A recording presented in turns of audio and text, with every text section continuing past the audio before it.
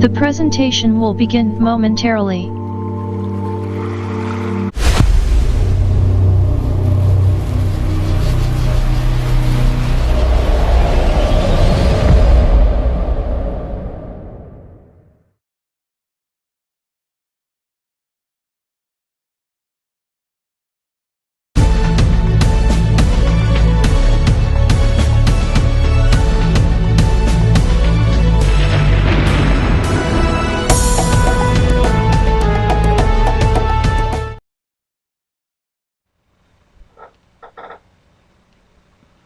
Good evening. This is Chief Obidike, ABVet News, BTV Network, Washington, D.C. Good morning, good afternoon, good evening, and in some places in this beautiful world that we have, good night. This news is brought to you by ABVet News, BTV, Washington, D.C. We have today an opportunity to talk about which way forward for Nigeria, which way forward for Biafra, which way forward for IPOB, NNAMDI KANU, the leader of a great number of people. This is Let's Talk About It. Let's talk about it. The reason we call this show Let's Talk About It is because there's so many people that don't want to talk about issues that are controversial, dangerous, life-threatening to many people around the world. We are focusing today on Biafra. Many people maybe not know where Biafra is. You should. Biafra is a nation that have undergone some tremendous events over many years. We have some guests on this show called Let's Talk About It, and they will actually tell you who they are. I thank them for being patient. They've been very patient. We have, I believe still, Attorney Charlie Chikazie, who is in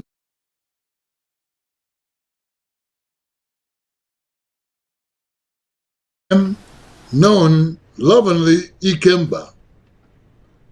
We have Igwe, who is also from here in the United States. And we have Nene, also from here in the United States. And I welcome all of you. Thank you all very much. I'd like to just begin with the one person that I've known for many, many, many years. And we have been in many, many battles. Not with each other, but on the battlefield for Igbo people. Attorney Charlie Chikazie, greetings to you, my brother. Thank you so much for staying with us all the time. Really appreciate it. How you doing? Hello, Charlie Chikazie. Are you there with me? Is Charlie Chikazie still there?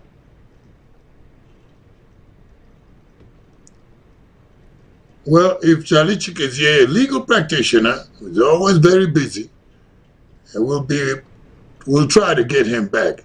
But let's go to Igwe, a person we know, Igwe, and we have to greet him in the proper tradition. Igwe, that is out of respect. My dear brother, welcome. Thank you so much for joining us. It's a pleasure. Thanks for having me. Thank you so much. Because when they tell everybody briefly who you are and where you're from, and let's talk about what's going on in Igbo. All right. My name is Nkem Onomara. I'm Igwe Dikedo Hama, the president of Igbo Solidarity Movement, and also the founder of the Manedo Sociocultural Club based in the New York, New Jersey area. I'm from Imo State, from Uguta local government, and it's a pleasure to be here with you guys and with your audience. Thank you so much. Thank you very much, Igwe.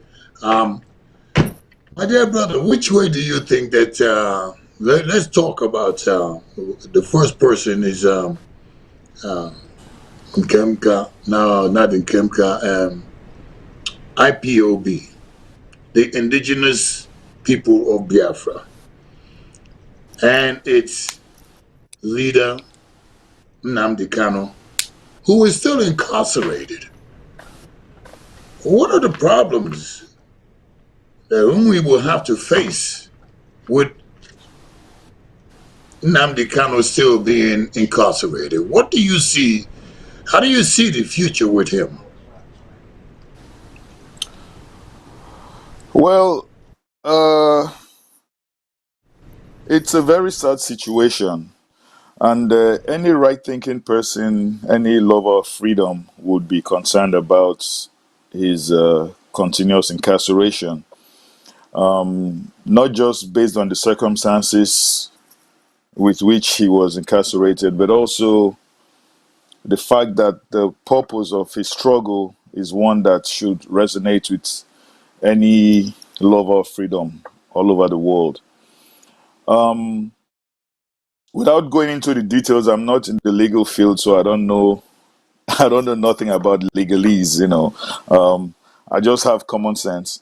But I know that with the system, the legal system in Nigeria, the circumstances under which he is right now is one where I am concerned. First of all, concerned about his safety, and also concerned about his ability to get fair trial, fair legal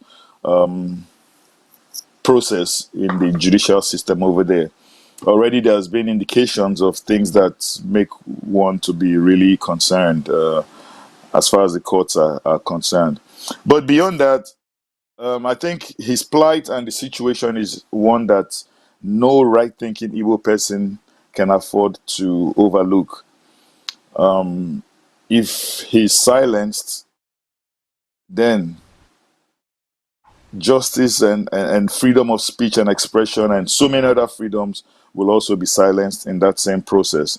So that's my concern, and we're hoping that things will be done properly, but I really do have concerns about his future under these circumstances, about the struggle as it is right now. In your view, do you think that NNAMDI KANU will be freed from his incarcerated position? I do believe he will be free. I think it's just the process of how he regains his freedom that's of concern. Recently, we had the news of some Igbo leaders that went to Asorok, to the presidential villa, and met with President Buhari, president of Nigeria, to request for his unconditional release.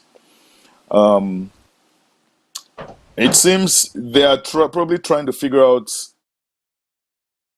with all due respect and with all honesty, it seems they're trying to figure out a face-saving, soft landing way to ensure his release. One of my concerns also is how unconditional will the unconditional release be. So I do believe he's going to be free. I believe he's going to be released, but it's a matter of time, and we'll just have to watch. Igwe, I'm surprised that you believe the words of Muhammadu Buhari. If that is Muhammadu Buhari in Asorok, do you believe that we are dealing with a Nigerian, or are we dealing with somebody imported from somewhere else? I wouldn't know exactly, and I wouldn't want to go into that to be honest with you, because we know there's been indications that there's Jibril is then there's somebody else. However, regardless of who that person is, the person represents that office, and that is what we are looking at right now. I would want to believe that whoever it is, whether it's the real Buhari or is a body double or somebody else that was cloned or brought in from anywhere, they make those utterances representing that office of the president, and as the top of the executive arm of government, it should have some meaning. Now, whether I believe it or not is different. It's a different story altogether. However, the point is that there's been pressure, and for that utterance to be made, for that statement to be made, it shows that the pressure is mounting and it's working. That's why they had a reason to make that statement, promising to look into his release. However, my belief in his being released before is I go not. to talk to NNAMDI, I want to ask you, over the years, many years, the person, quote unquote, known as Muhammadu Buhari, have had his hands full. As Igbo people say, his hands are not white enough, he's not clean. When it comes to Igbo people, that he's been very much involved in annihilating the lives of hundreds of thousands and millions of Igbo people. And what's your assessment of trusting this person? Well, they say trust is earned. Um, uh,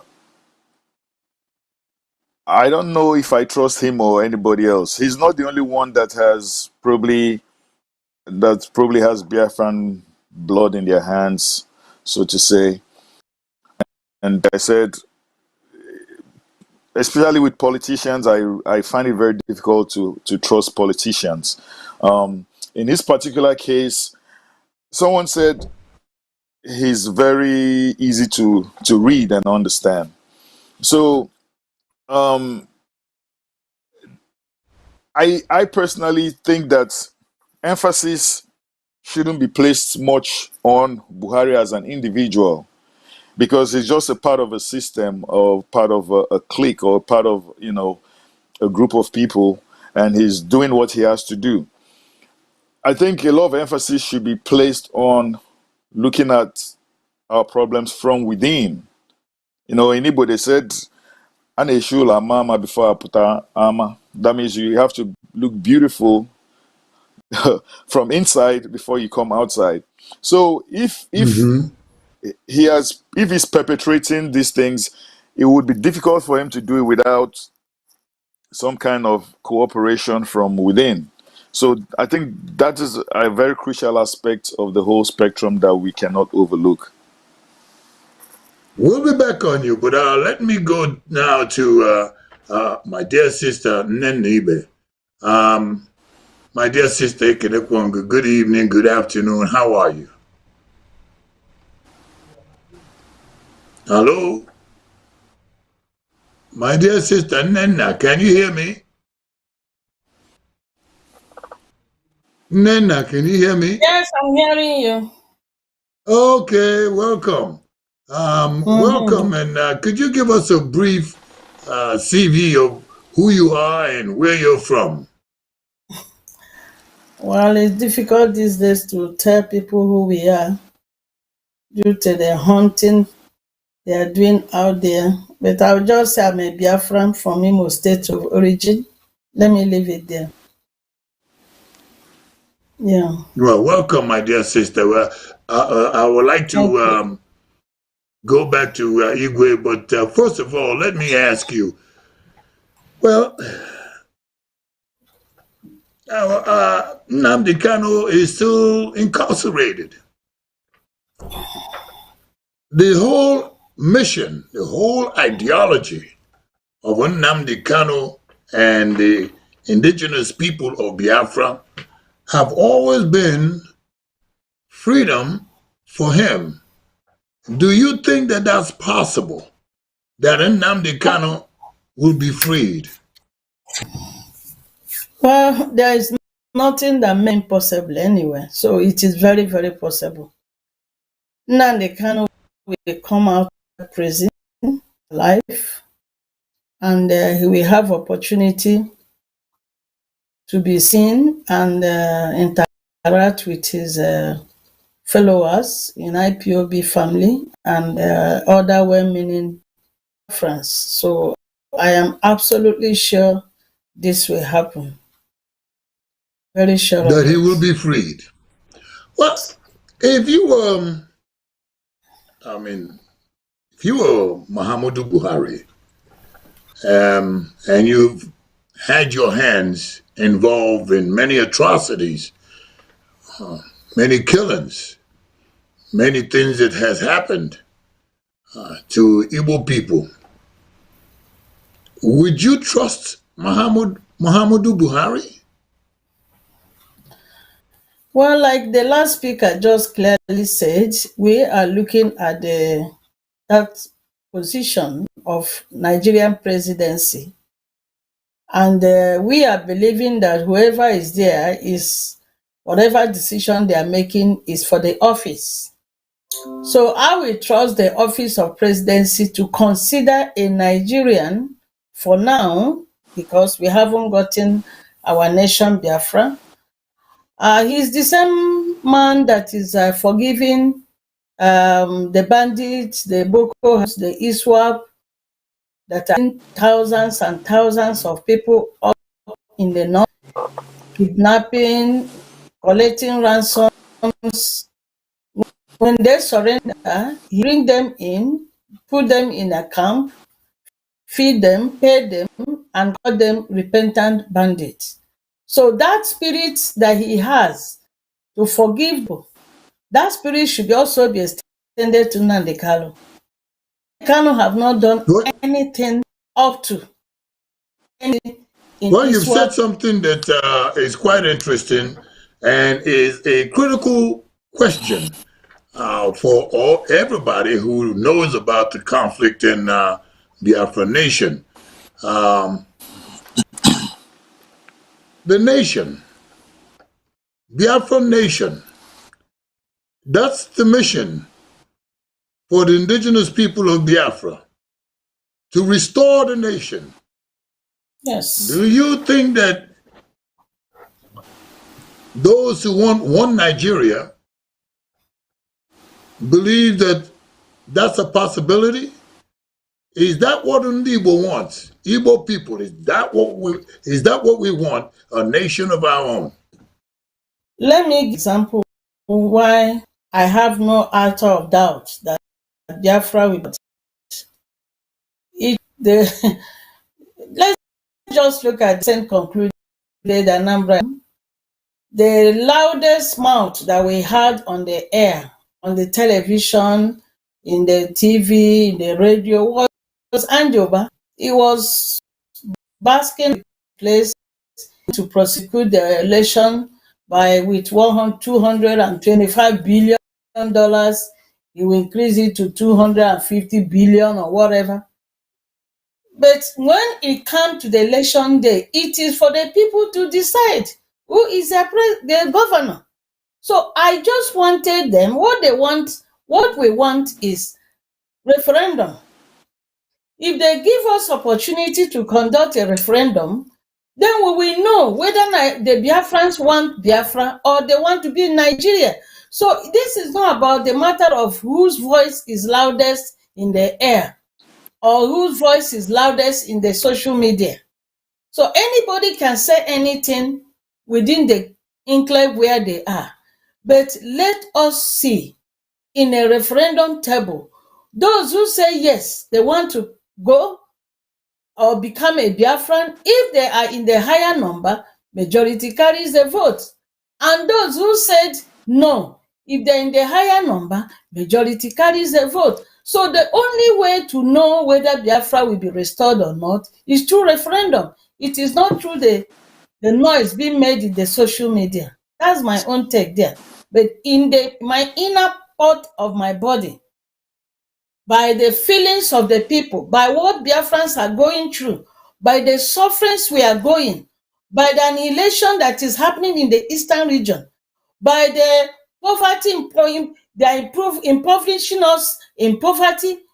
Our businesses are being derailed. There is no port in in Biafra land. There is no national airport. There is no access road. There is no access road through the sea. Air have been clamped down. Which Biafran that wants to remain there for the rest of his life? The few people, the lower percentage, who are enjoying Abuja and Lagos, they are the ones speaking louder. They have access to radio, they have access to TV, they are shouting, they are telling the world there will be no Biafra or Biafra doesn't. But let them give us referendum.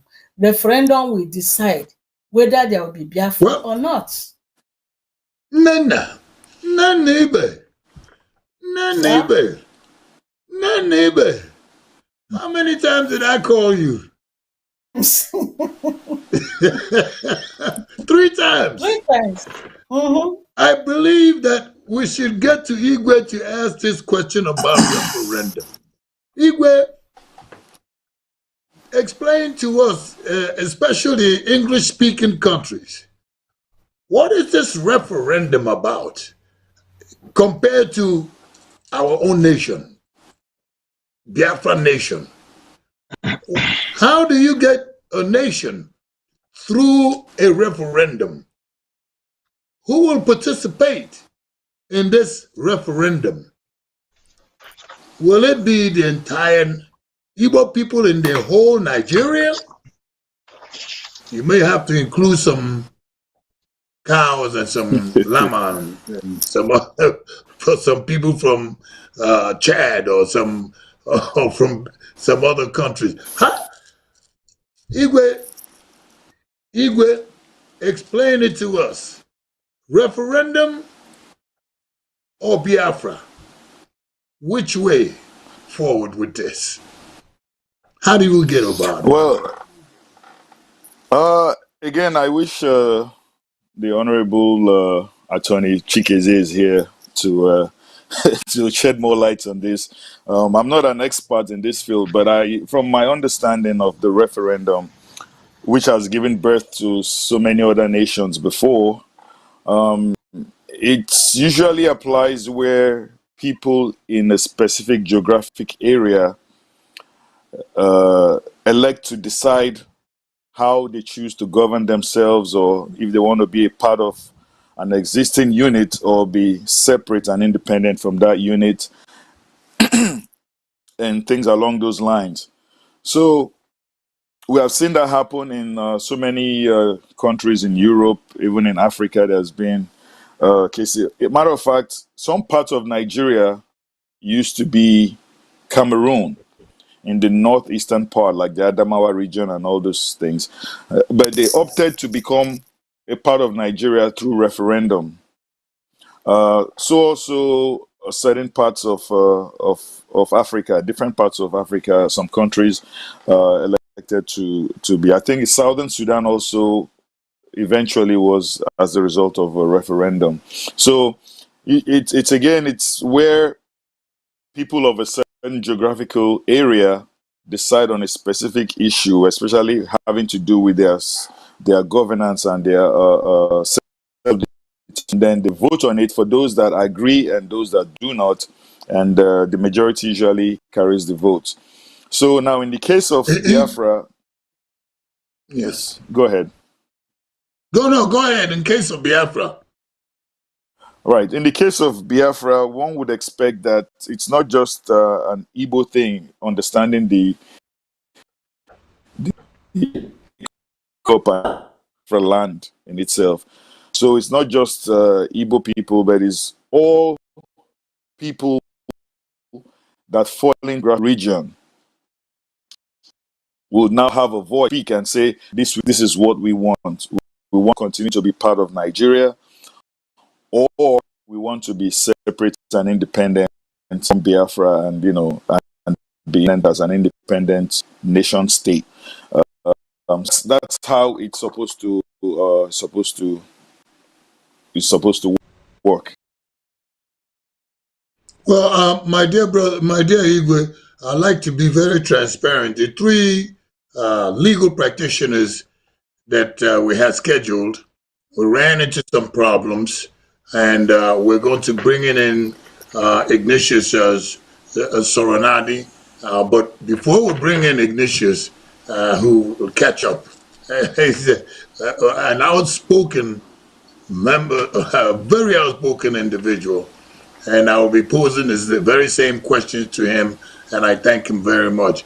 The practitioners that we had scheduled, Charlie Chikezie had to go back because he had to prepare for a legal case tomorrow.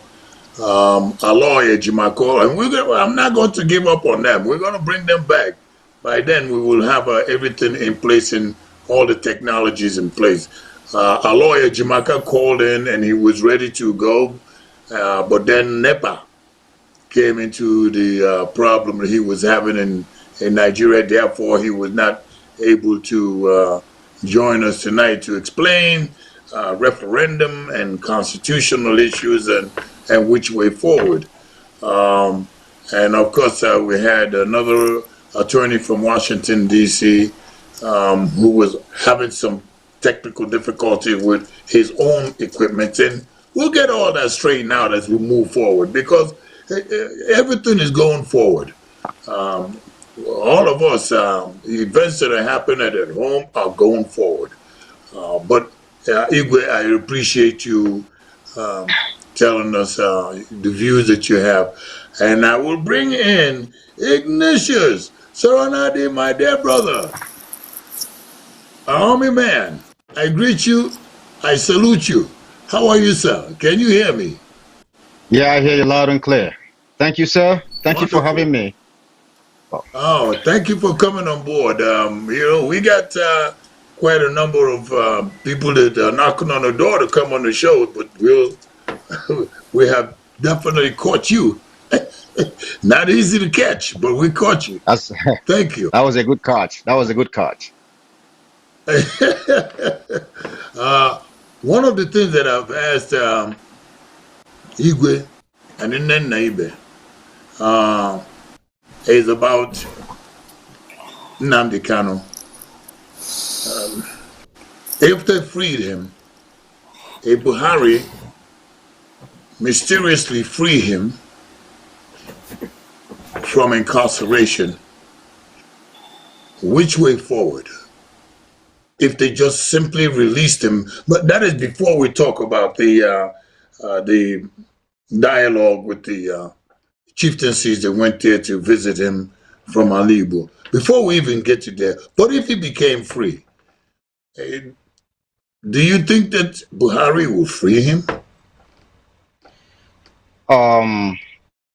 Buhari, the so-called Buhari, and the evil empire called Nigeria, supported by Britain and world powers, they're not going to let go. If they will ever let go, they're not going to let go easy. You know, situations like this have been happening around the world. This is not the first time. Nigeria, the Fulani hegemony, they are very defiant. They're not going to let go. The only way they're going to let go, if you, like their president said, if you talk to them, speak to them in the language they understand. Because what they've been doing, there's not been reactions from our people. Our people are stooping too low for them. So when we stoop too low, they lacerate our backside in the roads of no. Yes. So if we don't give it back to them in their own coins, they're not going to let go. They are not taking us serious. They are taking us for a ride. If you listen to his language and his body language, his elocution, what he says, what he said, what he's been saying is a slight on the integrity of our people, the Igbo, the Biafrans. So for people to understand you, you speak in the language they understand. As simple as that. You know, IG. We affectionately call you IG. Sure. The people that we're talking to, the American government, Europeans, English-speaking countries. Do you think that they understand what is going on in that part of Africa? Believe me. Do they know what's going on? Do you think? Believe you me, they know more than you know. They know it firsthand before it happens. See all the coups that have been happening in Africa, the killing of African statesmen like Thomas Sankara, like Patrice Lumumba, even the exile of Kwame Nkrumah, the killing of Ironsi, Ironside they call him, the Biafran war. Believe you me, they were all brain behind all this. They know it. They planned, they executed, they carried out all the exploitation of Africa, the partitioning of Africa to themselves, by themselves, and for themselves. You know, it doesn't happen behind their knowledge. We're going to go more into that, but I want NNAMDI to keep in mind that we're going to talk about the African Charter and what it says. So keep that in mind, and we'll be coming back to you on the African Charter issue. IG, what do we want? Do we want a nation belonging to Biafrans, or do we want to be part of Nigeria? By any means, referendum, constitutional amendments, what does Igbo people really want? Tell Americans, tell everybody, because I don't think the Congressional Black Caucus are listening. I don't even know that they know what's going on, but you say they do. Tell them what we want. What we want is not a hard nut to crack. It's a simple thing. They have been there before. America was once held by the jugglers, by the thieving British. They fought their way out. So goes to the rest of the world. Even European countries like Germany and all those pockets of countries in Europe, they were once held down by the British and they fought their way out. So we want every man and a woman, as long as you're a living being, have a right to decide their own destiny. All these charters, United Nations, EU, what they call it, AU and all that, it's all based on human rights. So if they refuse, I don't know how to put this, but actually that's what we want. Just the same thing if it befits them, if it's good for them. What is good for the goose is good for the gander. If it is good for them, it's good as well for us. So we are members of the human society, the human global world. We are all contemporaries. So we also need to breathe an air of freedom, if not for the first time, that Africa needs a place to stand, to feel, to breathe the air of freedom, just like other countries. But there has to be a place for that to start. There has to be a starting point. For instance, when God created the world as per the Bible, he came, there was no place for him to stand. So his spirit hovered over the waters. So the same way African spirit is hovering over the waters. Well, we need to create Biafra so we can stand there and make Africa what it's supposed to be and what it should be. Thank you so much about that. This is BTV Vet News. We are coming to you from Washington, D.C. with three very credible individuals who knows what's going on and are talking to the rest of the world. And this is why we call this show, Let's Talk About It. Because it appears that some people just, even though IG says that they know, there are so many people that seem to just ignore what's going on. In a country that has lost 2.5 to 300 million people in a genocidal war. Which way forward? Some 60 years or 50 years later, here we are, a second time. Nigeria is now sitting on top of an explosive keg. And we certainly would like to talk about the British role and what's going on in that amalgamated nation. The indigenous people of Biafra have a desire. And I do not believe they're about to stand still and do nothing about or have a repeat of what happened before. The head of this organization, IPOB, the indigenous people of Biafra, NNAMDI KANU, is still incarcerated.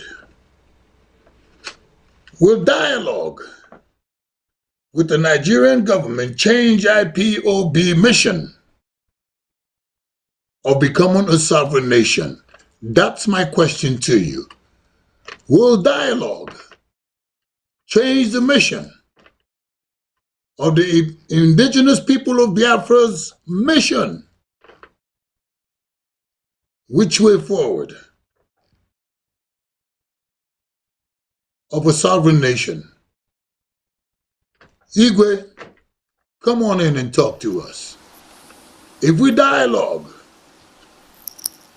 will that change the mission of the indigenous people of Biafra of having their own sovereign nation? Will that change it? Well, I'm not in a position to speak on behalf of the great and formidable IPOB family. But I would dare say that their mission seems unmistakable, and which is the realization of an independent and sovereign Biafra. As far as the dialogue being able to change that, I wouldn't know, but I wouldn't think so. The truth of the matter is that in human endeavor, at the end of the day, most times, even after conflicts and violent conflicts and everything, at the end of the day, everything still ends up in the round table negotiation and understandings, and conclusions are reached at that point. But the goal of IPOB from the name itself is the realization of Biafra, and I don't think just mere negotiations would change that, especially in view of the fact that one of the negotiating parties in that case, if indeed there's any form of negotiation, is one that cannot be trusted, based on their previous behavior. It's difficult anyone having in the Gulf of Nigeria money conversations like that. For instance, with the case of NNAMDI KANU, he was granted bail several times initially when he was detained previously, and the government still found a way to still keep detaining him.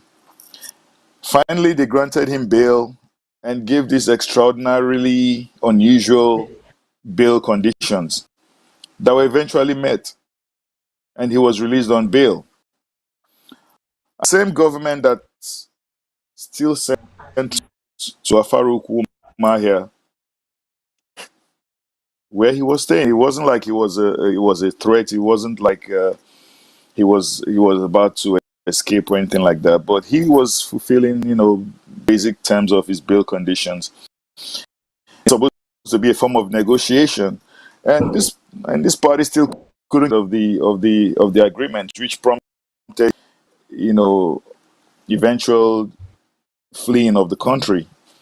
So it's in a nutshell. Again, I'd say I doubt that negotiations can change the purpose of IPOB, and not just IPOB. Most BF are fed up. I think only MAD is doing the same thing over and over again and expects change. So the general desire is to try and fend for ourselves and be independent and sovereign and see how that goes. Igwe, I think that some people might disagree with you on the initial arrest, incarceration, and bail given, and on whether he actually was given bail, or did he have to escape for his life. I think most people believe that in that kind of situation where the military are coming after you with all kinds of arsenals and your mother and your father are lost, you lose your mother, that's not really a bail. That's, that's saving your life. I don't think that I think I was for the avoidance of doubt, I think I was clear on that. I never said what my point, why I brought that up was to emphasize the fact that they said if you come into the table, you have to come with clean hands, for equity. So point is the government didn't keep their own portion of the deal. They had absolutely no reason to send a whole bunch of military people to that civilian population, to his hometown, to his compound, to attack. There's no question about that. Just for the avoidance of that, that's exactly the point I was trying to make, and I think we are saying the same thing. But if anybody thinks differently, they're entitled to their opinion too. But again, my point is that one part of the negotiating party didn't keep their own end of the deal, which is the government side. Because if they did, they wouldn't have attacked that community and his compound the way they did. And the fact that he had to flee was necessary. And no sane, normal human being would stand and stay to be killed. In the event of danger, you take caution and you proceed for cover. Of course, any human being that whose life is worth, all lives are worth it. So yeah, but my dear sister Nena, if it seems like I have not come to you, I am coming to you, Madam Ibe. I know that you would like to put on this discussion. What is this African Charter?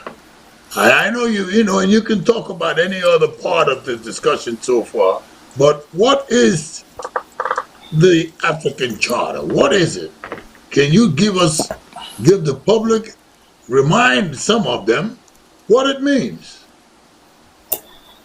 Yeah, I will talk about African Charter, but let me put a little words in what Igwe had just said. No, we are talking about negotiation. Who is negotiating with who? Uh-huh. As far as how do you negotiate? There is no negotiation going on. None. Uh-huh. People leaders, the chiefs that went to the Aso Rock, they went for one mission. They want him released. There was no negotiation that happened between them and the government. I don't think there is. Because any negotiation, when I'm talking about negotiation, I'm talking about negotiation concerning Biafra nation. Yeah. So it's going to be a negotiation on Biafra nation. How it will come, when it will come, if it will come or not. that negotiation must include NNAMDI KANU, who is not there. who is the real deal in Biafra agitation. So for now, I think our fathers are very, very heavy because of the situation in the East. It's like I believe the guy that led the delegation, our elder, he made a statement. He said that Buhari will be remembered as a president who saw Nigeria burning and then he quenched the fire. So I had a quenching the problem with that fire statement. is what they asked Buhari to do. Stop, let this burning stop. And then when Nnamdi Kanu comes out, negotiation will begin. So I am assuming there is no negotiation for now. Because you don't negotiate what you don't know, what you understand. Many people standing there, maybe minus Relike, none of them can stand tall and say, I want Biafra. All of them have the Nigerian domain. They have houses in Abuja and everywhere. They have banks and everything. None want Biafra to come. The people that need Biafra are the downtrodden, the grassroots people who are not even having opportunity to eat 3 square meal. These are the ones looking for Biafra. So that is all what I want to chip in What that you're area saying, of negotiation. Then on I African think, Charter, the first chapter yeah, of African Charter, Article 19 says, all people shall be equal. They shall all enjoy the people same shall what? respect Go ahead. and All they shall people have the shall. same right. Nothing shall justify the domination of a people by another. Look at it. This charter was signed by Nigerian government. But why is Fulani dominating everybody else? Why is it that since 6 years, the idea of equal representation in government appointment have been discarded? How is it that the equal employment in federal government status have been discarded? A particular session is dominating every other session. Everything they want must be given to them. And after they took over all the parastatals, they hid everything. They hid all security. They are the president. They're in the Senate. They are everywhere. The last but not the least is they are forcing us to give them our land. That is domination. This is not part of African Charter. And unfortunately, AU is as they can't do anything. Our politics, African politics, is devoid of probity and equity. It is all money and who has the upper hand. And that is why I am absolutely sure that for Biafra to be in existence, it is we that will make it possible. And our brother IG made it clear. Until we get it, nobody gets it for us. International community knows what is happening to us. African nations knows what is happening to us. It is up to us to say enough is enough, or there will be no Igbo land in the next 5-10 years. We will be arbitrated. Of course, they remove us from the map of Africa. The birth of Biafra was removed. Nobody teaches history in Nigeria. So it is step by step, everything is coming to place. Finally, the Fulani local government will be created in all the states. And then a Fulani man will represent me in the Senate from Imo State. And a Fulani man will represent me in Enugu State from Enugu State. And a Fulani man will be the senator coming from River State. That is what they are looking for. Pure and total domination. But it is up to us to say yes to it, or we say no. And it is on us. It's not on anybody. No foreign power will do it. Their interest is the oil. Like my brother I said, if Biafra will stand up to that and say, that their oil, we either pour it on the floor or things things will change. But as long as we keep saying it's all right, it's okay, I don't know how, whether my grandchildren will ever come back to Nigeria to say, this is my father's land. I mean to Biafra land. Oh, God, I'm no. Well, I want to ask both of you, Ruga, is Ruga what the Islamic nations, all of them, including OIC, is that what they're trying to complete? Ruga, Yes. to take over Yes. the entire southern peninsula, southern area, western, the whole Nigeria. Let me Is tell it you what this is reversible? all about. That is about creating local government area for Fulanis in southern nation, southern states. By the time they create a minimum of 3 to 4 local government, that local government can form a senatorial zone.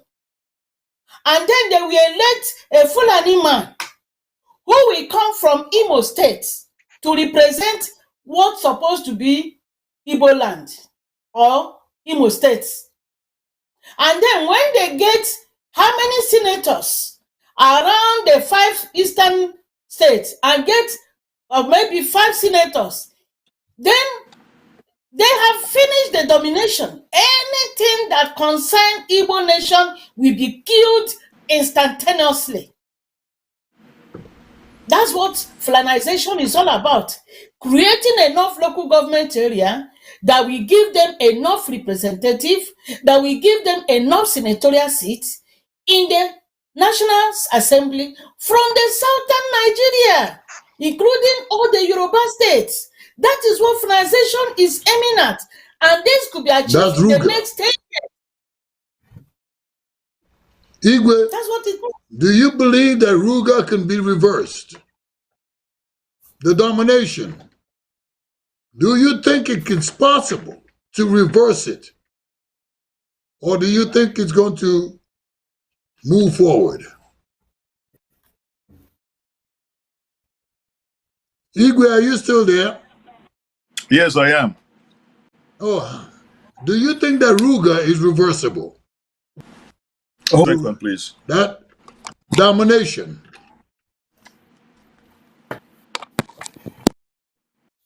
The system rebooted, so I don't know. I mean, I've missed something, but I'm here. We're hearing you. Okay, great. Do you think that the Islamic domination, which is called Ruga, is that reversible? Can it be reversed so that the entire North, Islamic movement South, is not successful? Absolutely. If countries can actually revise, review, and amend their constitutions, then laws and programs can also be reviewed or even outlawed or completely revoked. So about Ruga in itself, the idea of Ruga doesn't have solid foundations in existing constitutions of several states and even a federal constitution of the country. So Ruga definitely can be reversed or even abolished, or in the worst case scenario, it could be amended or adjusted to a position where it actually makes sense and where it's not a blatant stealing from the people, taking their lands and imposing things on them that they don't want. I certainly am one of those people that says, no way. You know, let me ask both of you. It appears that even the election that just took place in Anambra State, with 35 to 40,000 military personnel all over the 21 local government area to conduct the election. It appears that the military, even after the election, they're still there. They haven't left. They haven't. The vehicles, the tanks, have not turned around, even at the end of the election, and go back to where they came from. Now, with that said, some soldiers are now going to people's homes, knocking on the door, looking for any man, whether they belong to any organization, and bringing them out, and atrocities and killing is taking place. Hey, does that bother you? Igwe, does that bother you at all that the military that was in Anambra State have not been returned back to the barracks? Yes, it does. And it should not bother just me, but it should bother any right-thinking human being. The extensive militarization of Anambra State under the guise of there is something very worrisome. Yes. No, prior to the election, there was this air of unrest and insecurity that was prevalent in Anambra State. By the way, question as regards to the source or the brains behind it. But never before in the history of that country has there been this kind of military deployment just for conducting an election. In itself, the deployment also scared people from coming out to vote. And now the extra judicial, very unprofessional conduct of some members of the military that were sent has a very serious consequence where, it needs to be addressed, even if it has to go to the International Court of Justice or something. Because we understand that, like you rightly said, in some cases they were going randomly from house to house and just picking up any young man they see with the of IPOB, and some are being early executed or just arrested. People are missing. Hello, can you hear me? No, I'm hearing you. I'm just happy Right. that IG is back and on the air. Go ahead, sir. Oh, okay. Yeah, so people are missing. Young men are missing. Nobody can give account. They were just abducted today. Their families don't know their whereabouts. Nobody knows whatever happened to them. Lots of them are languishing in jails in very terrible conditions all over. And then a lot of them have been killed, and nobody's been held accountable for these lives and this blood has been spilled.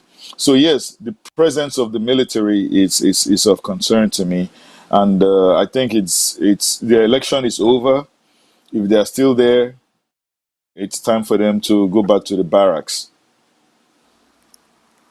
IG, thank you for coming back, and I'd like to ask you. It really bothers me, but our traditional rulers, they went to Buhari's state and seemingly like begging for.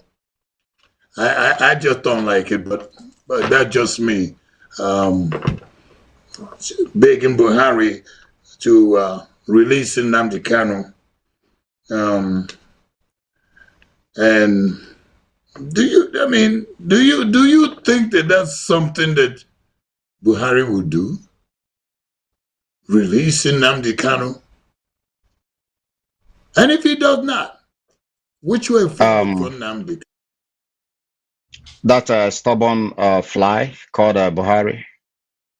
And in all that he's doing, his people and those who give him energy to fly, to soar, applauding him. So for that, He's lost his common sense. So he's holding on. There goes a pride there. And believe you me, there goes also a fall. He's not going to let go easy. He's not going to let go unless you give them a foul blow. Give them a blow below the belt. They're not going to let go. I'm talking.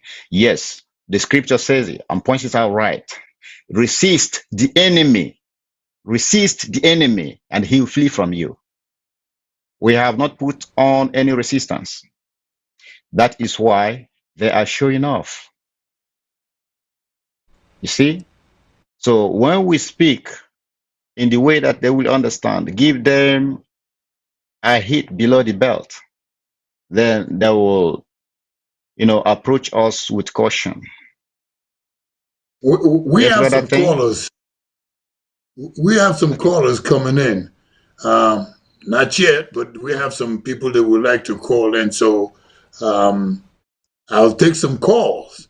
Anybody that have calls for IG, for Igwe, for NNAMDI, and for me, please call in. We have the number there that you can actually call in.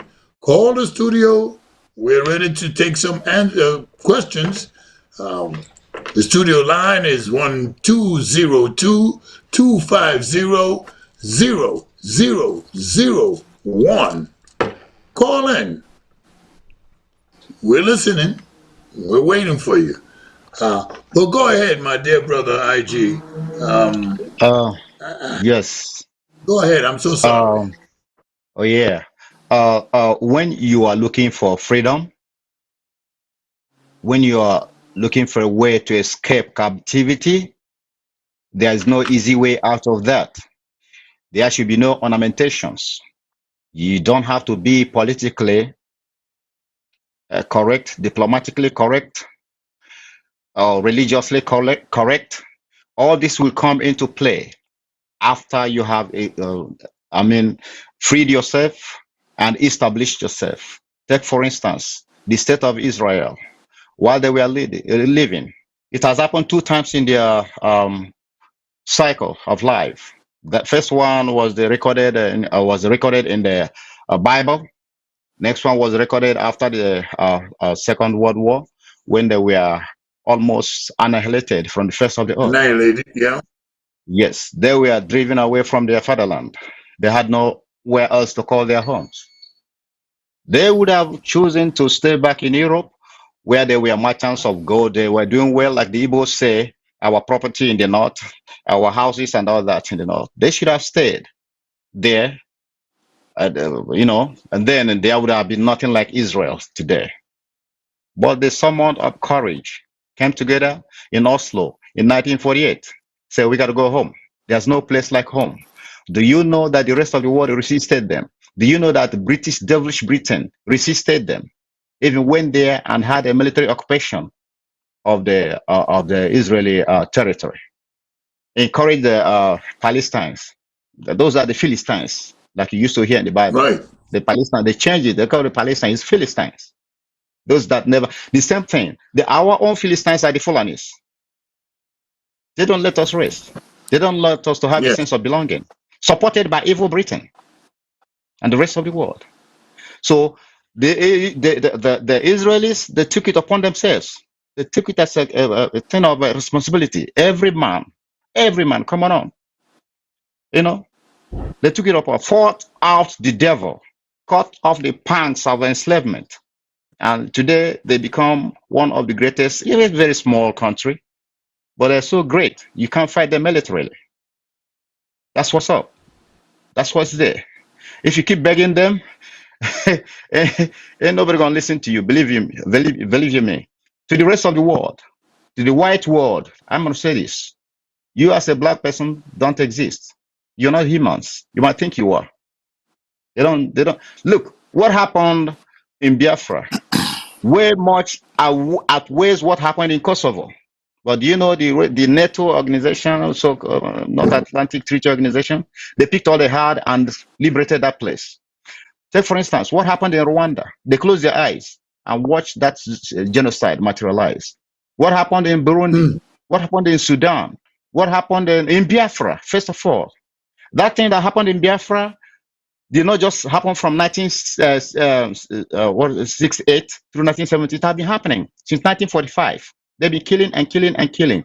And at the end of the war, there's no single day that has passed in Nigeria from 1970 that no one Igbo, no one Biafran has not been killed by the Nigerian forces or Nigerian agents. And it's still going on.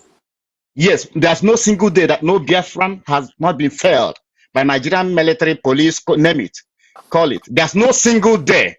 Multiply it by the number of years from 1970 till now.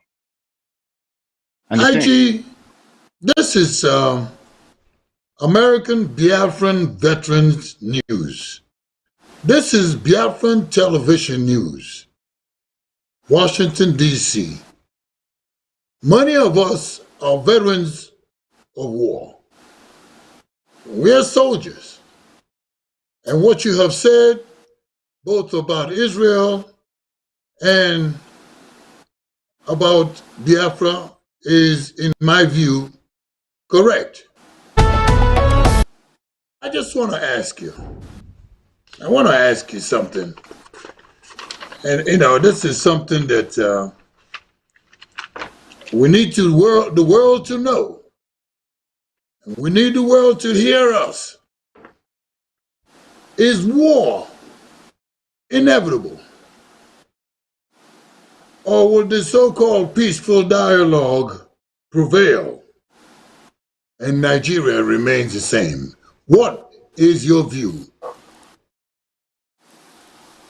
I guess Igwe, that comes to me. Okay. Go ahead, Igwe. And then Madam Ibe, and then my brother IG. Go ahead, Igwe. Is war inevitable? Do we have to do like the Israelis did? Or will peaceful dialogue prevail and Nigeria remains one? What is your view? There's a popular saying, I don't know, sometimes I mix these things up, but they said it goes something like, those who make peaceful change possible make violent change inevitable, something like that, something along those lines. I can't help you there. But you get the drift of what I'm saying.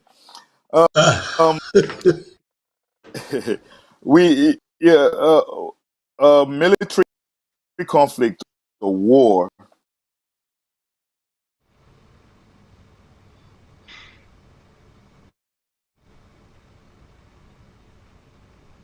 Go ahead, my brother. You seem to have frozen.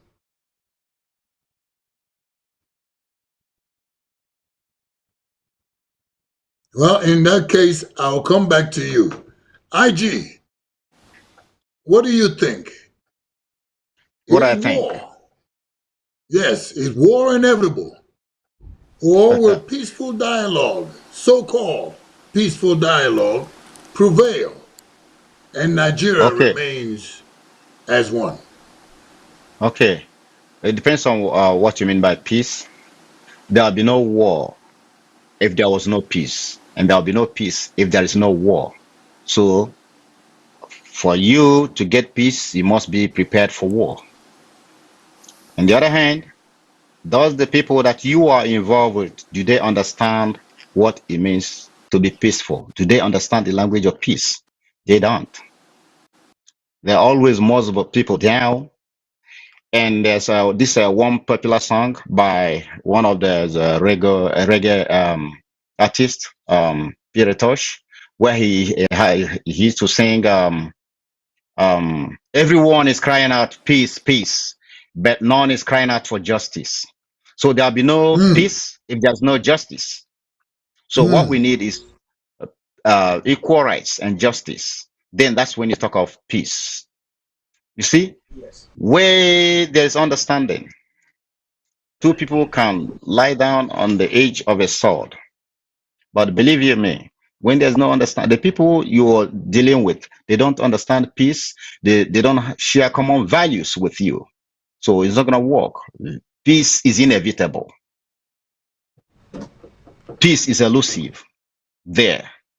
And war also is inevitable.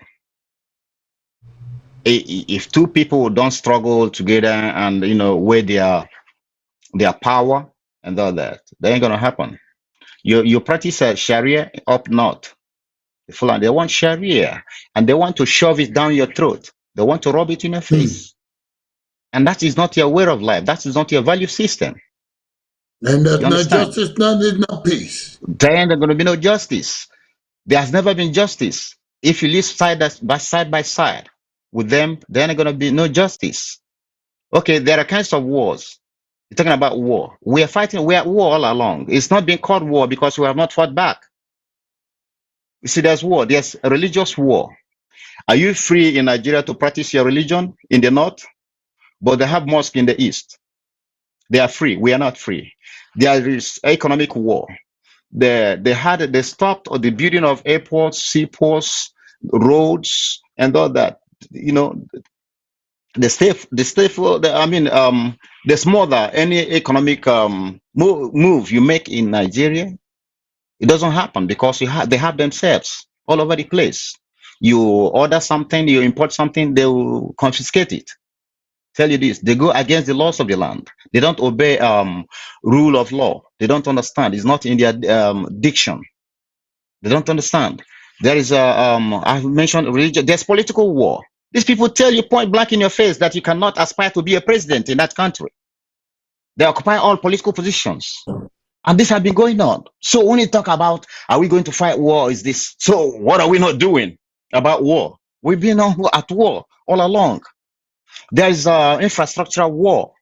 They don't let us have industries or things like that. Economic war. All this, they have levied against us. They have levied against us. All this while. And like ours, we stoop low before them. We beg them. And they're like molten images. They have eyes, they don't see. They have ears, they don't hear. They have mouth, they don't speak. They cannot reason. They'll be mocking at you like graven or molten images. So there's no need having anything to do with them in any way. It doesn't work. Light and darkness don't mingle together. Just like trying to mix oil and water together. You can try can do. Doesn't work. It ain't gonna happen. Yes, it doesn't happen. So let them be. We can agree. We come up with a mutual agreement. Oh, this is how we're gonna live side by side with each other. You're our neighbor. We are your neighbor. We can agree, have bilateral agreement. But holding us down, you're going nowhere. That means there's something about it. They are taking advantage of this whole situation. In politics, in democracy, no section of that country should rise militarily against the other side. Economically against the other side. So everybody should be flying on an equal lane. But that don't happen with them. They don't know it. And the pride, they rub it in our faces. They kill, they ravage, they pillage, they cause brigandages. They do all kinds of things. And we are calling on the world to come and to there's no repercussion. Nothing like that. There's nothing. The kind of war crimes and crimes against humanity that have committed against our people, against you and I, is insurmountable in the history of the world, and are going scot-free. And the people you are calling upon, the Western world, are doing business with them. They like it that way. They intentionally create that rowdy atmosphere. So they'll be coming and going unperturbed without anybody questioning them. Britain lives off of what they stole from Africa. So they don't want Africa to stand on its own. Britain lives off of what they steal from other people. They're living good, feeding good off of our blood. You understand? I'm so happy they to mean see. good for their people. They mean good for the people. Thank you. They have a good government. Thank you so much. You're absolutely correct in my view. Igwe, thank you. I know that we might have been some technical difficulties, but just to ask you that question again before I go to Nenna, and we need to really hear from her. Is war? Let me check on this. Can you hear me? Igwe, Yeah. can you hear me? Yes. Yes, Oh, I can thank hear you God. loud and clear. Yeah. Thank you very much. War or peace? Is war inevitable?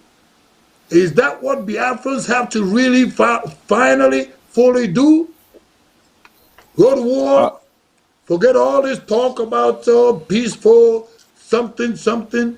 I mean, how can you make peace well, I with think my people that brother don't IG. don't Sorry, go give you ahead. what peace means? They don't have a sense of peace. How can you make peace with them?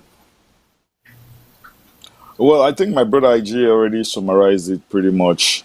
But I'll just want to say that I would just want to say two things in addition to what Please he do.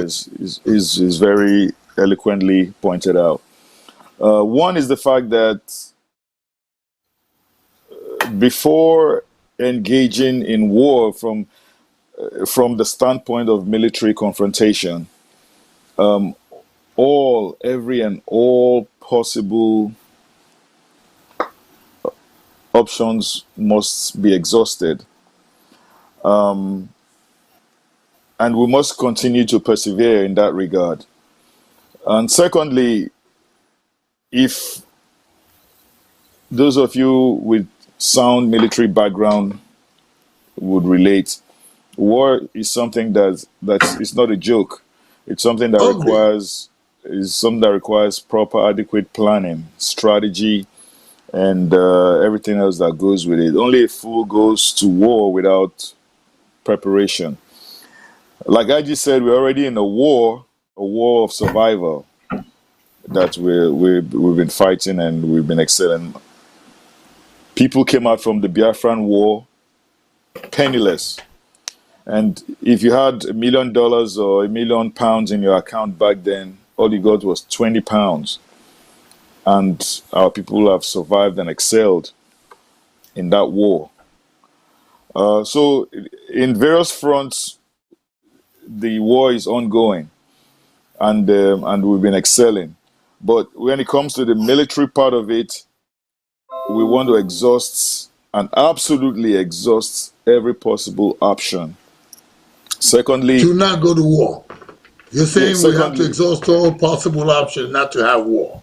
absolutely. Secondly, not to have a military confrontation. Secondly, in some, like you said, sometimes you don't have a choice but to defend yourself.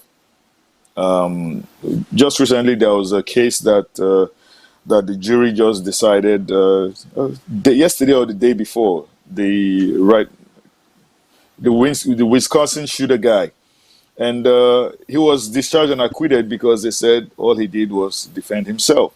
So in cases where some cases you have no choice but to defend yourself, and that's what every normal human being must do at that point. So for us to talk about war, it has to be something that is well thought out, well strategized, well planned, and for people with solid military backgrounds like some of us here, I think it's something that would require proper thinking.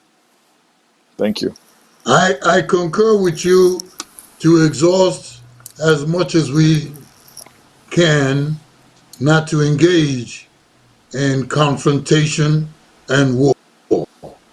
It said, but can we forget the 1966 to 1970 war that have not ended even till today? Madam Ibe, my dear sister, what do you think?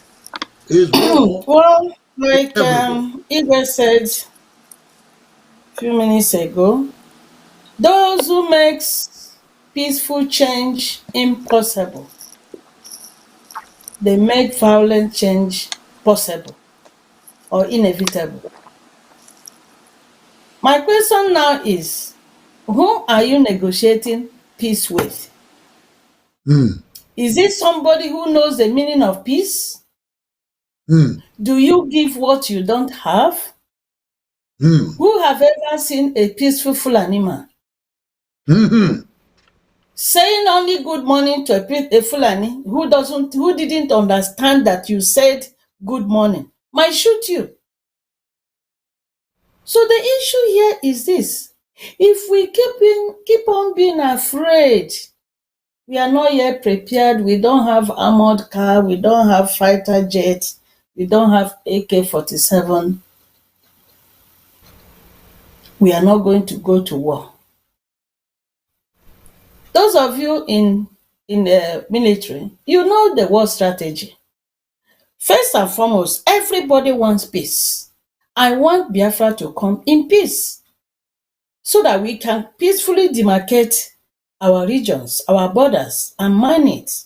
That's what Israel went doing in 1948, made possible by the United Nations Charter. But within 10 days of becoming a nation, 5 nations pooled their resources together. Thousands and millions of armored cars from Egypt, from Syria, from all those Asian countries, Arabian countries, a nation that have not even built the first house on the soil where they have just been given. So many of those nations came with their armored tanks and air fighter jets to arbitrate them and take over the land. Something happened, and that miracle replicated in Biafra case. So in answer to your question, my first answer is that I want us to find Biafra. I want us to have Biafra nation in peace. 2, in as much as we want it peaceful, and they are making it impossible for us to get Biafra, whatever way they want it, I think we should go with them. This war we are talking about is we are not the one in the war. They are the one waging the war. A few minutes ago, we just speak about Anambra army coming to Anambra land in the pretense that they are going to come in for election. Election was conducted November 6th. Today is 20th or 21st. Now tell me, the commissioner of police in Anambra State, who is a Fulani man, made a statement and said, we will dominate Anambra State. The word dominate is a word that we use when there is inequality. The person that has higher power dominates somebody that has lower power. And that is how Biafra is being seen. They are dominating us in Anambra. They are dominating us in Imo State. They are dominating us in Enugu, in Abia. All of those states, coupled by their governor they put there. So the issue now is, in as much as we are all scared of a history of what happened in 1966 to 1970, 3 million people were killed. Yes, but if we keep on saying we cannot do the war, and at the end of the day, we are all eradicated. Do you know that they're eradicating us? Hey, number one, they're eradicating you through the means which IG have just highlighted: economically, financially, politically. They are eradicating us. Do you know the latest eradication? If you go to Amawusa, every of these states, the Hausa men are now merchant of amphetamines, hard drugs, and they are selling it cheap to our youths, and they are buying and drinking and dying. So give them another 5 years. Mkpụrụ will kill at least minimum of 20 million of Biafrans, young, blooded Biafrans, who will inhabit the land of Biafra, are being killed through mkpụrụ. And nobody sees it that way. That's the way I am seeing it. So we are being eradicated. They are killing us through their police, through their army, through their DSS. They are also killing us through the Fulanis at Amawusa, selling purumri to our youths. Our girls are being And they pick them up, they rape them, they have children for them, they turn them to Muslim. Why are you people saying we don't want war? The war is already in front of you. So my final submission here is this. If we are keeping on saying we don't want war, we want peace, at the end of your peaceful mission, you will have no land to live. You will have nobody to be called a Biafra. What happened in Israel will repeat itself, where in the 1948, there was no human being called an Israel who lived there. And those who lived there were living the occupation of Palestine.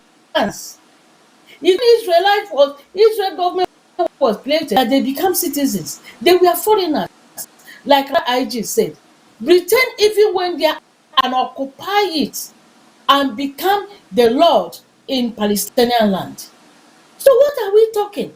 What we are talking today is that as long as we don't want war, we are being killed gradually, both militarily, both politically, both economically, and now through the killing of our youth, through Mkpurumini, hard drugs. It is a planned program to kill our youth through these hard drugs. It's part of the plan to eradicate us. IG, I have to come back to you. Thank you, my dear sister. The voice of the opposite sex is very important because so one, you know. But IG, Israel was seemingly at some point losing everything. It is now becoming news to us that Igbo people in diaspora outside of Nigeria are gradually going back to Igbo, all with the mindset of defending Igbo. So the 1966-1970 war is still continuing. But Madam Ibe makes a good point, that you cannot make peace if you don't have somebody to make peace with. Which way forward, IG? Where do we go?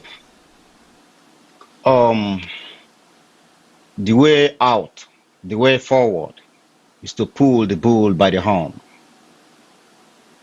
Call a spade by its name. The way forward is Biafra. No other way. Our mission, our vision, our focus, our orientation should be Biafra and Biafra only, nothing else. Aside Biafra, there is no life. If we don't have Biafra, Africa as a whole, the black world as a whole, will sink into Abyssinia. You see? And then to do this, we have to summon courage. We have to brace up for all the challenges with all options on the table. If they come for peace, if they want peace, we go in the peace way. If they want war, like they call it war, then we go that way because necessity is the mother of invention. We don't have to be fully prepared. We don't have to go down. If we go out like we're preparing for war, it looks like something we premeditated. But if something comes our way, it's just like you're walking on the bush path per se, on the road or any place, and all you see is a lion or a beast or the field jumps out. What do? Your adrenaline reaction will kick in. Then you fight back. You fight last battle of survival. If you don't fight away, fight out the beast, it's gonna kill you. It's gonna hurt you. It's gonna eat you. He's going to have you for his dinner. So Nigeria is pouncing on us. The Fulani per se, the British are pouncing on us. What are we going to do? Watch and pray to like the prophets of Baal. Baal never listened. So heaven helps those who help themselves. So you're going to have to do it ourselves. Yes. If you don't help yourself, don't ask heaven for help. But when heaven sees how much you are striving to help yourself, help will come your way. Had Israelites stayed back in Egypt, had the Israelis stayed back in Europe, there wouldn't have been a place called Israel today. They took it upon, hey, what are we going to do? These guys are about to finish us all. Remember, in the book of Psalms, I think 37 or thereabout, says, by the rivers of Babylon, there we sat down and we wept when the enemy asked us to sing the songs of our fatherland. But how can they sing the songs of the fatherland in a strange land? Dear friends, we are singing the songs of our fathers in a strange land, occupied by Fulani. My friend, my man, look at it. Who is the Fulani? In the first place, the Igbo man. I'm asking. Yeah, we don't have to be proud, but I guess we got to do something about this. Think about it. You are being shoved around by an ignoble. I don't know. Let me not. Just think about it. Think about this. Look at it. You know, from a critical point of view. View it through the microscope of reasoning. Fulani shoving the Igbo chiefs, elders, bishops that are going to bow before Buhari. Buhari that have been killing us from time immemorial. Buhari that have been truncating the system in Nigeria. You know, ousted President Shagari because of Alese Kweme. He fought out with Jonathan, threatened him.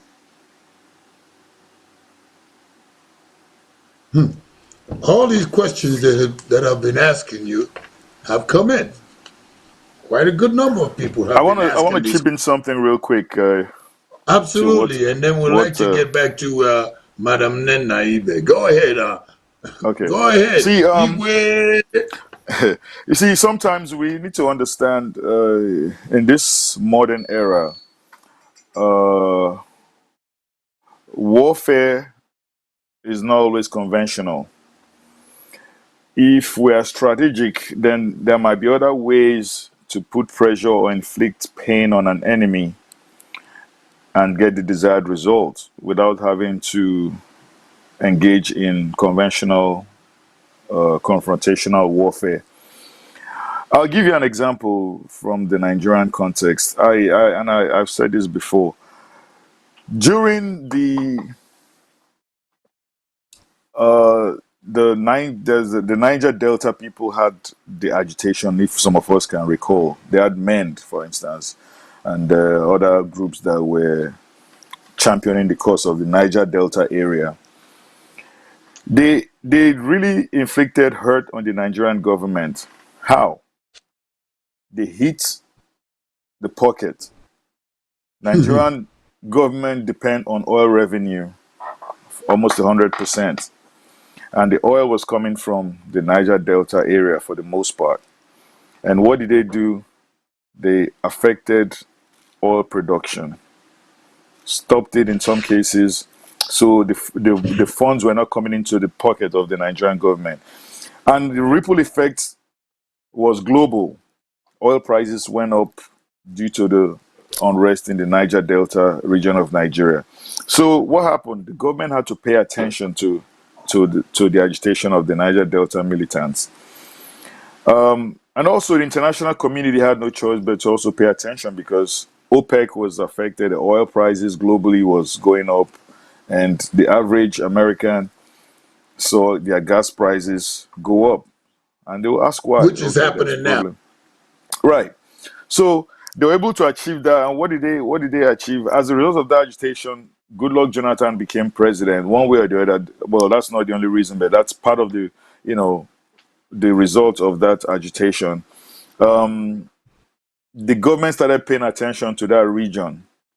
They got appointments. Jonathan came in and everything. The militants themselves got amnesty. Some of them had to end scholarships to go overseas to study and everything. So this is they were able to achieve something from that form of warfare. There are so many other ways.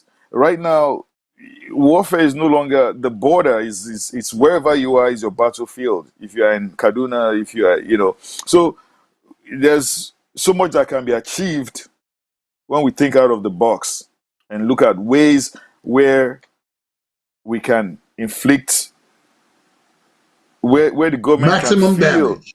absolutely, so that they can really respond and know it's not a joke. Because if we're only thinking about it from the perspective of warfare, the way we understand it, then it's really not.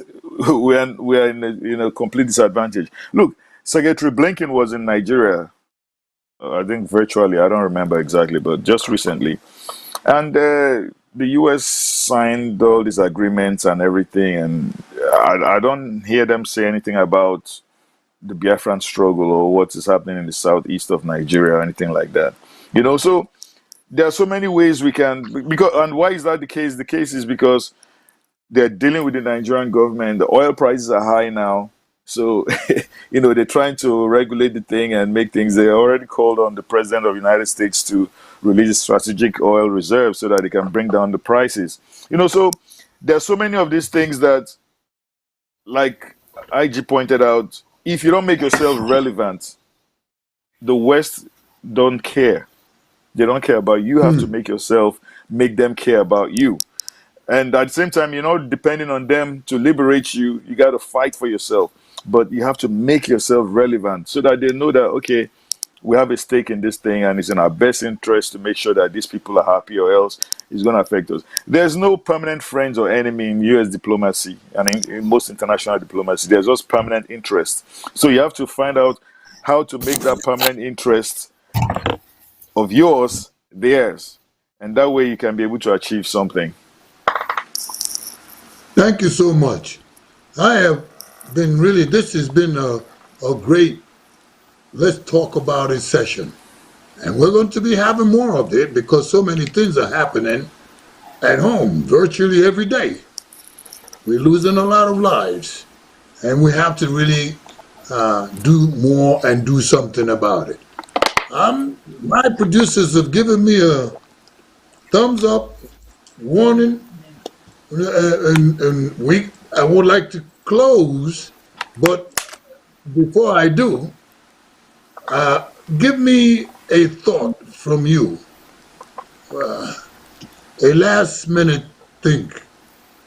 Talk about what you have in mind on Let's Talk About It. But before we go, it has been customary.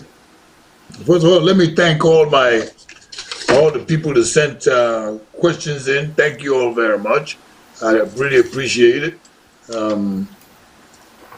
But I was raised Numudim, Nanewi, small, very linkish, small, skinny boy.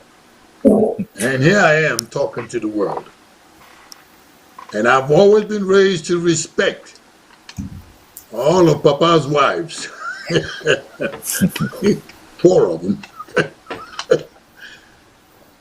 Madam Onena, Madam Ibe, I'd like you to begin the closing remark and begin to tell me which way forward, and add anything that you would like to add to all that has been said. Would you please talk to the world? Tell them, our ladies, our daughters, all of them. Talk to the world, my dear sister. Which way forward?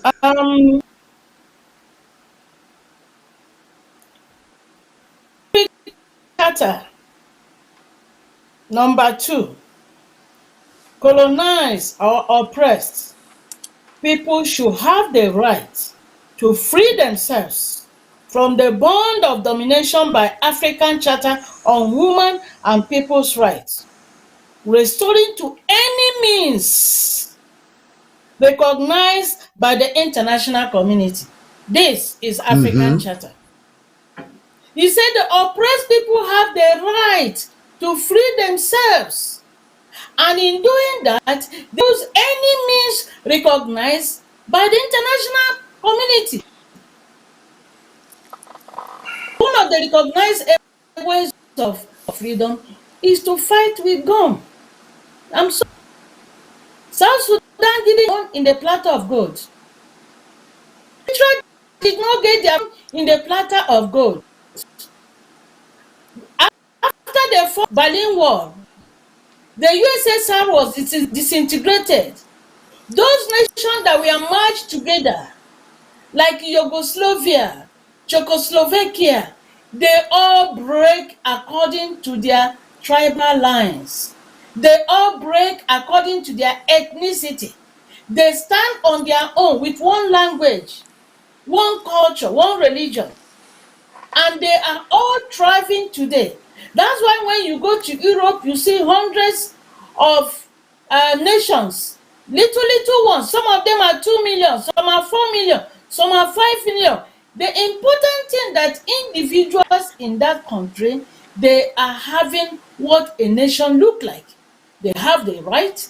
They have a right for freedom of speech, a right to live well, a right to eat 3 square meals, a right to have a roof over their heads, a right for freedom, a right of association, and a right of religion. These are human basic rights that Biafrans have lacked since this independence was foisted on us. Since 1960, before 1960, we had a regional government where we are ruled by men like Opera, and we had everything that we needed to make our nation what it is.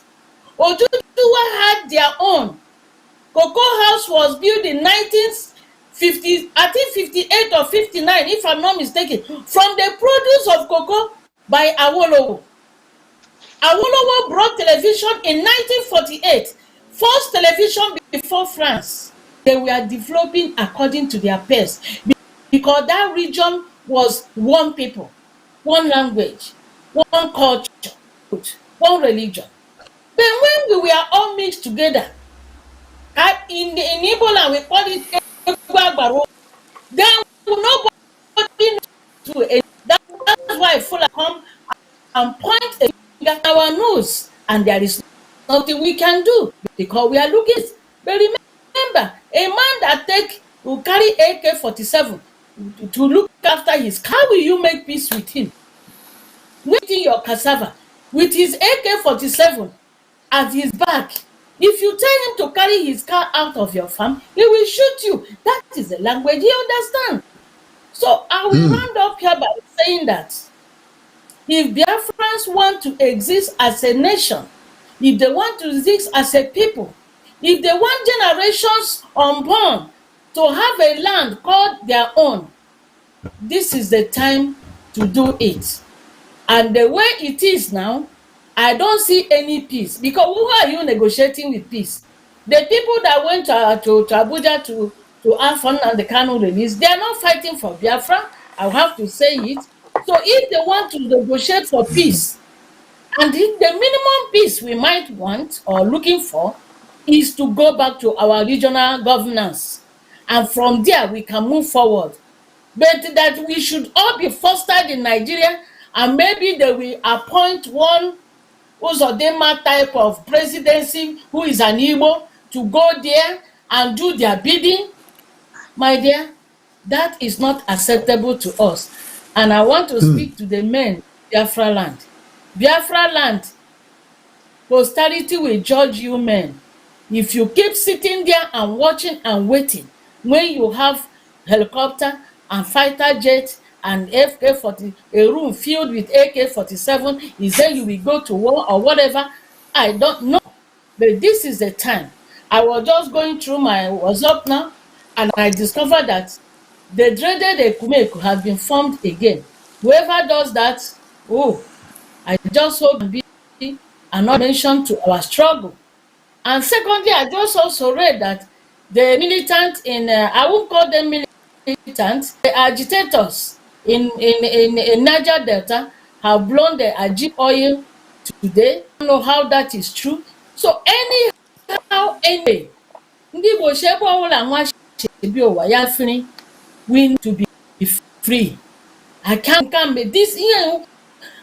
This is 2-3 years. I've not been able to go home because of the insecurity. About if Biafra is there, wouldn't I be going every 6 months if I have the means and the resources? So I thank you all for the opportunity given to me. Let's talk about it. Should be a regular issue where we can rub our minds and let the world know what we are doing. These are part and parcel of what we are doing. And I will appreciate my brother IG. As we are talking, I was just telling God to give me, maybe let me win a jackpot so that I can make something available for you to get your dream of what you are planning.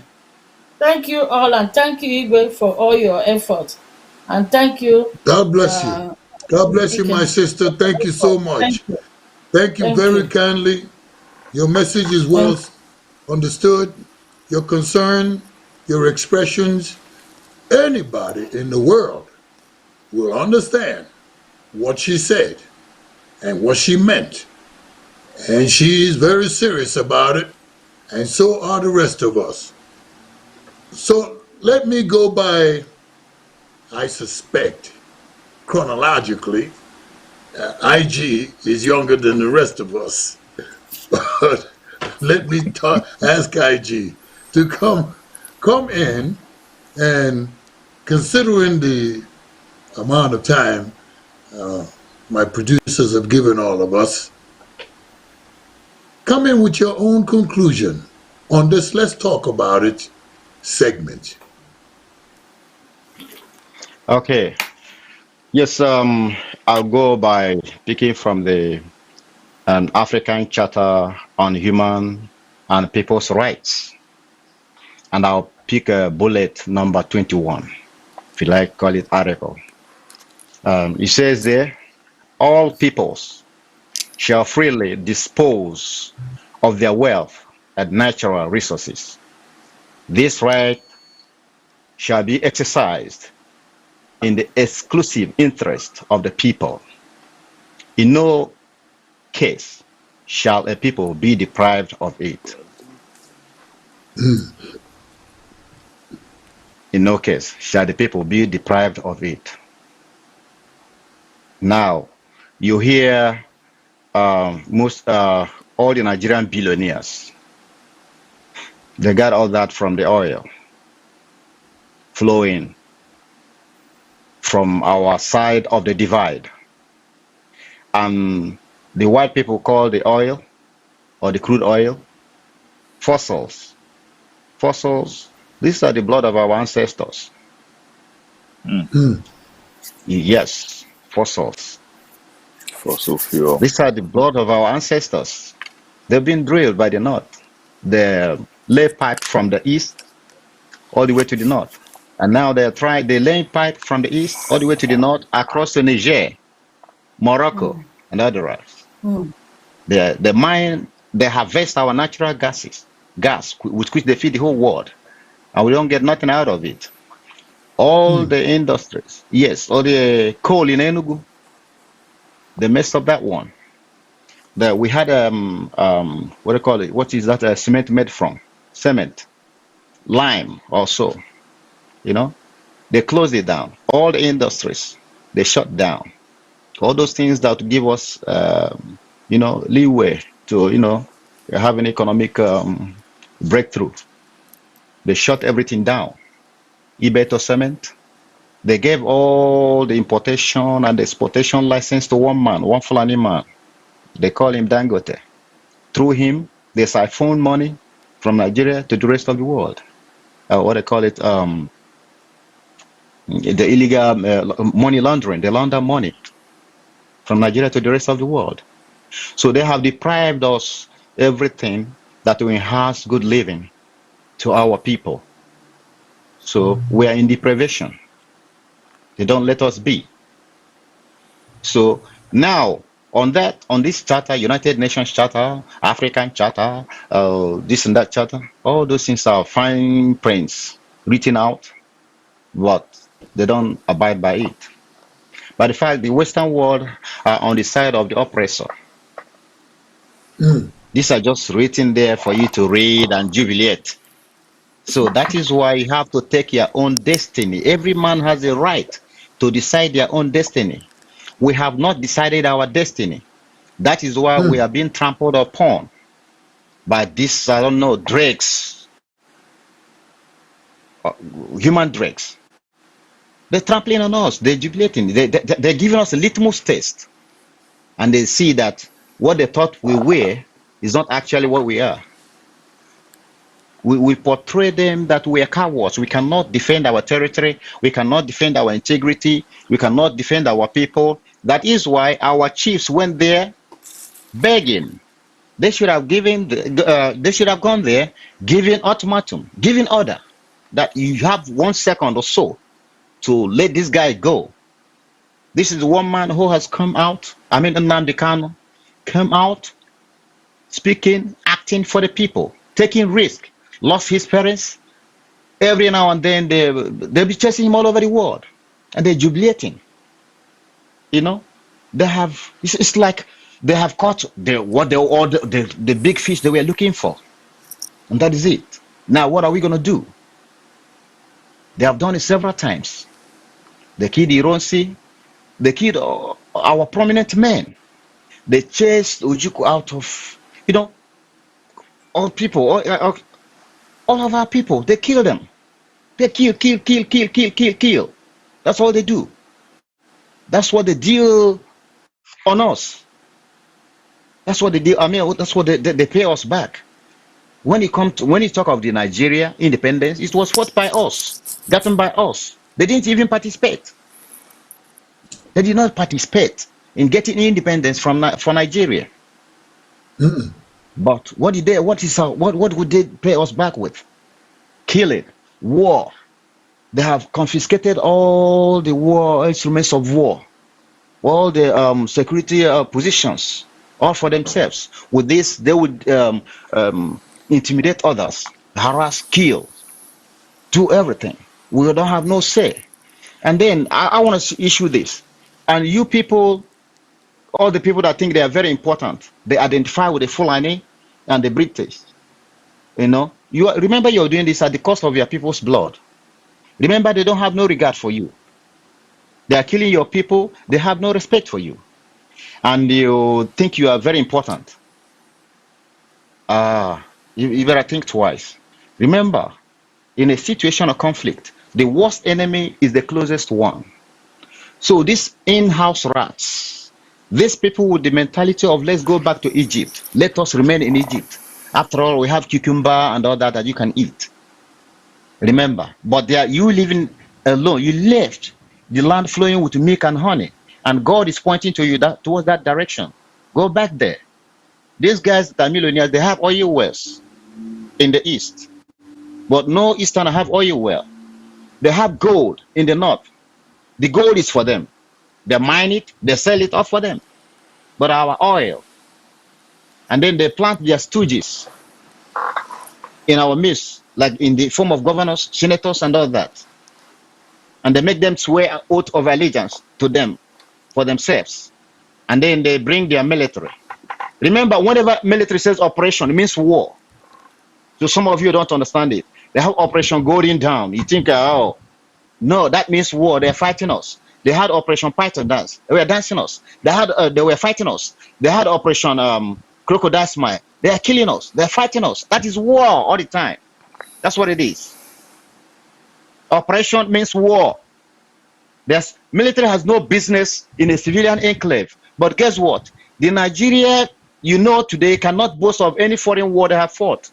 The only war they boast about is going about killing market women, killing people in worship centers, going to schools and killing people, hospitals and all that.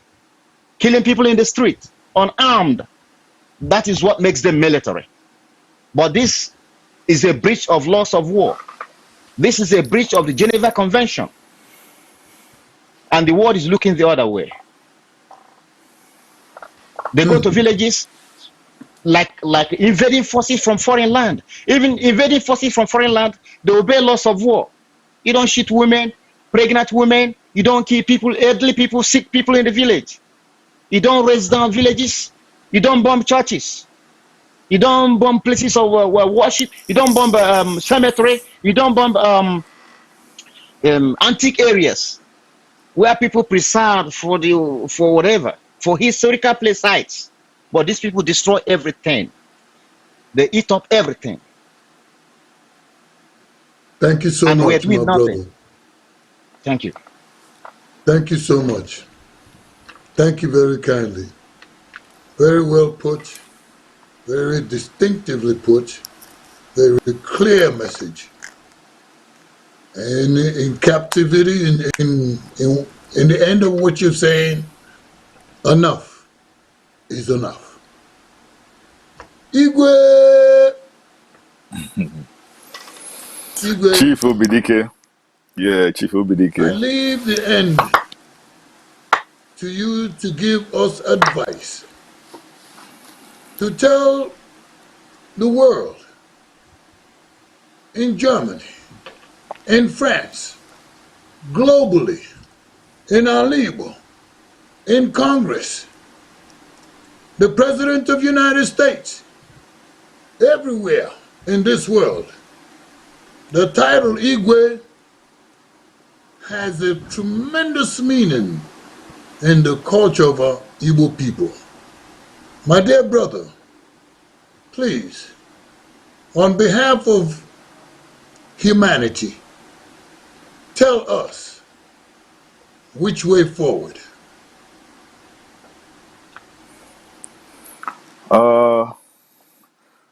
First of all, I would like to thank you, Chief Obidike.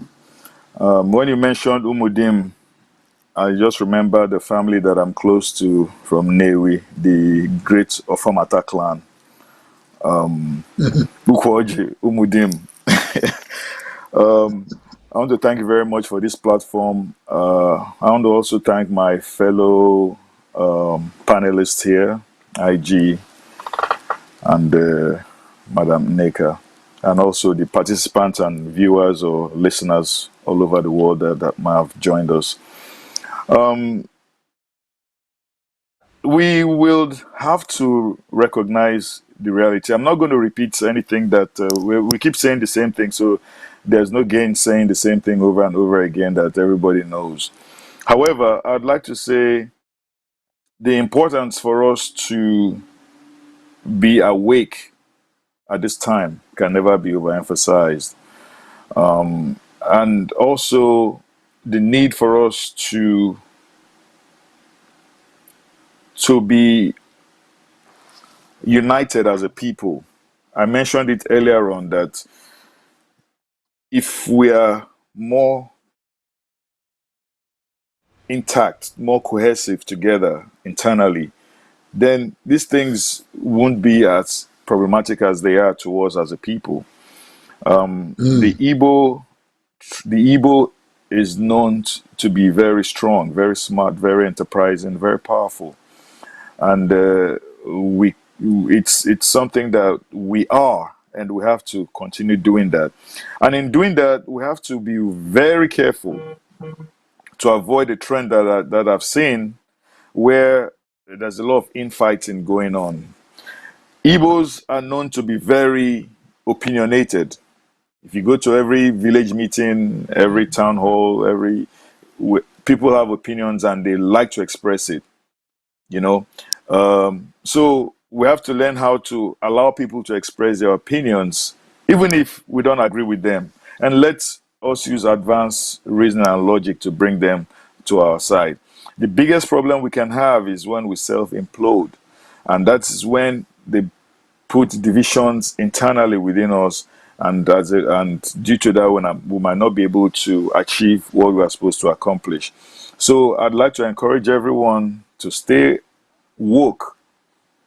These are very perilous times for us as a people, for our existence, and we have to start thinking creatively and start acting towards having true freedom and liberation. And in so doing, we can be able to achieve our goals as individuals, as humans, but also our destiny as a people. So once again, I thank you for this opportunity. It's been a pleasure. Although it was impromptu for me, I wasn't looking forward to this, but it's been a wonderful conversation, and I hope it continues going on. Thank you so much, Igwe. My dear brothers and sisters globally, worldwide, you've heard the positions that has been taken tonight. And our first, let's talk about it session. I thank all of you for coming, impromptu as some of it was. Definitely impromptu for all three of you. We will continue this program of Let's Talk About It with Chief Obidike. Love of each other is a must. The Igbo at this time of our history cannot continue to be separate and apart, hostile to each other. We need to look up on our economic issues. Free NNAMDI KANU and free him now. The warning has been sent out. Let there be not one hair of his that come off from that young man's body. A message to Igbo women. Take good care of yourself, of our daughters, of our mothers. Protect them as much as you can. Until the next time, this is Chief Obidike with thank you to all the staff and the people that worked to make this program happen today. I mean, they really worked hard. Whoa, it's not easy. This is BTV Network, ABVet News, ABVT News, Washington, D.C. This program is a community discussion. Let's talk about it. Until the next time, stay tuned, stay aware, be protective of yourselves. God bless you. God take care of you.